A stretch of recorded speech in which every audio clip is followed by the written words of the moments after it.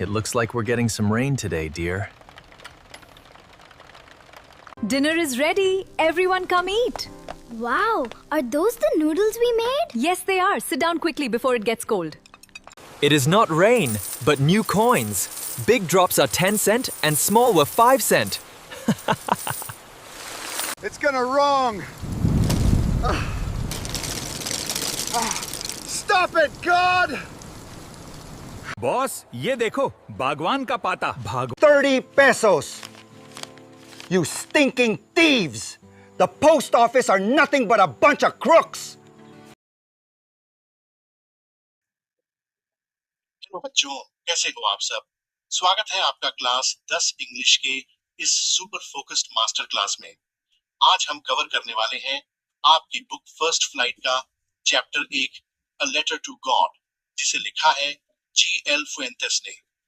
देखो यार, ये सिर्फ एक गरीब फार्मर की सिंपल स्टोरी नहीं है। आज हम इस कहानी के अंदर छुपे complex character dynamics, human psychology और बोर्ड एग्जाम का सबसे फेवरेट टॉपिक सिचुएशनल आयरनी को बिल्कुल स्क्रैच से समझेंगे। और हाँ, इस सेशन को हमने बिल्कुल बोर्ड 2027 के लेटेस्ट ट्रेंड्स के हिसाब से डिजाइन किया है, ताकि आपका एक भी मार्क लूज ना हो।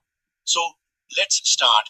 एक बात बताओ, किस किस को लगता है कि ब्लाइंड फेथ, अंधविश्वास सही है, और किस किस को लगता है कि फेथ के साथ थोड़ा दिमाग यानी रैशनैलिटी भी जरूरी है?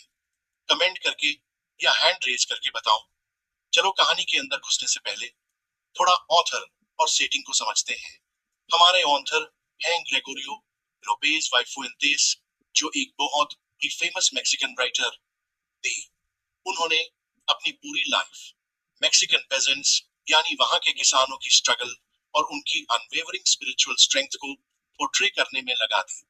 अब बात करते हैं इस स्टोरी की सेटिंग की। लेंचो का घर कहाँ था?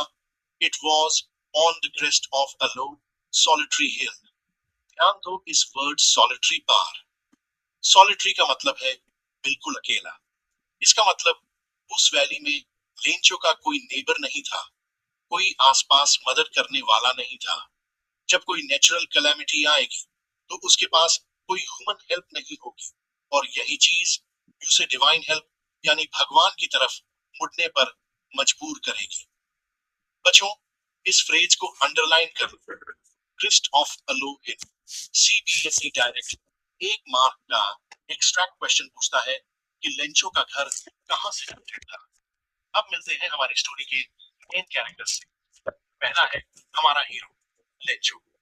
फिजिकल लुक्स में वो एक ऑक्स ऑफ अ मैन है, यानी बिल्कुल सांड की तरह दिन रात खेत में मेहनत करने वाला किसान। लेकिन दिमाग से वो थोड़ा नाइव है, यानी बिल्कुल बचा जैसा इनोसेंट, जिसे दुनिया की चालाकियां नहीं पता, और उसका भगवान पर एक ब्लाइंड फेथ है। दूसरा कैरेक्टर है द पोस्टमास्टर। वो एक फैट एमाइबल फेलो है, यानी थोड़ा मोटा और बहुत ही फ्रेंडली इंसान। पहले तो वो लेंचो का लेटर देखकर हंसता है, पर तुरंत ही वो लेंचो के फेथ को रिस्पेक्ट करने लगता है। और तीसरे है पोस्ट ऑफिस स्टाफ। इन बेचारों के साथ सबसे बड़ा धोखा होता है। ये लोग अपना पैसा कलेक्ट करके एक अनजान किसान की मदद करते हैं, पर बदले में उन्हें क्या मिलता है? A bunch of crooks का टैग। एग्जाम में जब भी लेंचो का कैरेक्टर स्केच लिखो तो उसकी physical strength ox of a man और उसकी मेंटल इनोसेंस के कॉन्ट्रास्ट को जरूर हाईलाइट करना। टॉपर्स हमेशा ये कॉन्ट्रा। चलो अब जल्दी से पूरी स्टोरी की टाइमलाइन देख लेते हैं, ताकि इवेंट फ्लो बिल्कुल क्लियर हो जाए। स्टेप 1 है anticipation. Lencho north east sky को देख रहा है और बारिश का वेट कर रहा है। स्टेप 2 है रूइन। बारिश आती तो है, पर वो अचानक एक भयानक हेल स्टॉर्म ओलावृष्टि में बदल जाती है। जो हेल स्टोन्स हैं वो न्यू सिल्वर कॉइन्स जैसे दिखते हैं, और पूरे खेत को सेक नमक सॉल्ट की तरह कवर कर देते हैं। स्टेप 3 है रिटर्न प्ली। सब कुछ तबाह होने के बाद लेंचो हार नहीं मानता। वो सीधे भगवान को लेटर लिखता है और 100 पेसोस डिमांड करता है। स्टेप 4 है अल्ट्रिस्टिक एक्ट। पोस्टमास्टर उसकी हेल्प करने के लिए एक चैरिटी ड्राइव चलाता है और 70 पेसोस इकट्ठे कर लेता है। स्टेप 5 है शॉकर आयरनी।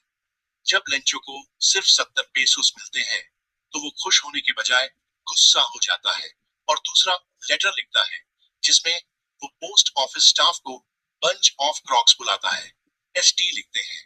चलो थोड़ा मैथ्स समझते हैं जो इस स्टोरी का सबसे बड़ा टर्निंग पॉइंट है।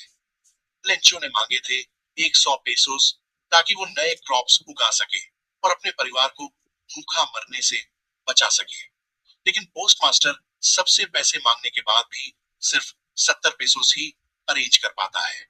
अब ये जो 30 पेसोस का गैप है ना, यही सबसे बड़ा उबाल खड़ा करता है, क्योंकि लेंचो का फेथ भगवान पर इतना एक्सट्रीम था कि वो ये सोच ही नहीं सकता था कि भगवान से कोई मिस्टेक हो सकती है या भगवान उसे कम पैसे भेजेंगे। तो सिंपल लॉजिक क्या बचा कि जरूर ये बच्चे हुए 30 पेसोस इन पोस्ट ऑफिस के लोगों ने चुरा लिए हैं। देखो कैसे एक्सट्रीम फेथ की वजह से लेंचो का बेसिक कॉमन सेंस बिल्कुल बैंड हो जाता है। बच्चों, अगर इस पूरे प्रेजेंटेशन में कोई सबसे इंपॉर्टेंट स्लाइड है तो वो यही है। इसको दिमाग में छाप लो। हम बात कर रहे हैं सिचुएशनल आयरन की। आयरनी क्या होती है? जब आउटकम हमारी एक्सपेक्टेशन के बिल्कुल ऑपोजिट हो जाए। पोस्टमास्टर और उसके स्टाफ यही तो समझा रहा है। हार्ड अर्न्ड मनी देकर लेंचो की हेल्प की। वो असल में भगवान के फरिश्ते बांध कर आए थे। लेकिन एक्सपेक्ट क्या था कि लेंचो खुश होगा और थैंक यू बोलेगा, पर हुआ क्या?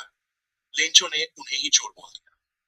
वो एक अदृश्य इनविजिबल भगवान पर ब्लाइंड ट्रस्ट करता है, पर रियल ह्यूमंस पर बिल्कुल ट्रस्ट नहीं करता जो उसके सामने खड़े होकर उसकी मदद कर रहे हैं। यही इस चैप्टर का सबसे बड़ा मैसेज। और